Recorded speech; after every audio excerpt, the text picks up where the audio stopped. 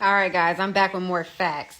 So, I wanted to go see what good old Kamala did for HBCUs because, she graduated from one and she really was throwing that AKA stuff all over the place during that campaign. Okay, let's go check. So, when I asked online, I'm like, okay, what did Kamala Harris and Biden Harris do during the 4 years that they had the office because, they were so productive?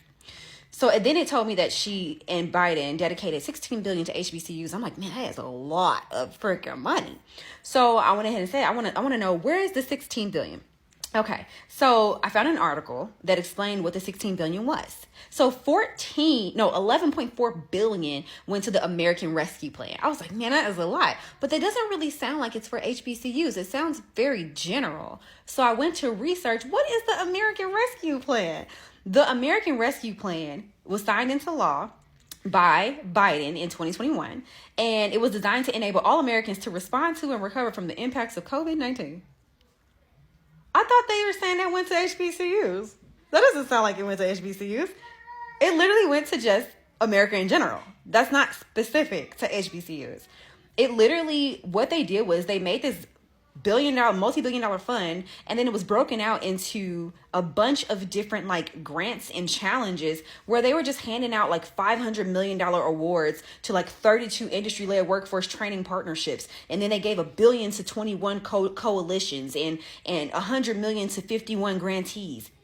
Doesn't that sound funky? Because I think the money that Trump gave to HBCUs went directly to HBCUs, but the money that Biden and Harris dedicated doesn't look like it went to any HBCUs at all. Okay, let's check some more of the money.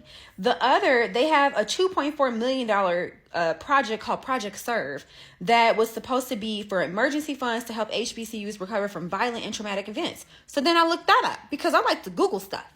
I looked that up, and Project Serve is the department provides short-term support after a traumatic event to affected local educational agencies or institutions of higher education. The grants are intended to provide a limited amount of funds to meet acute needs and restore the learning environment. Nowhere does it mention that this is for HBCUs.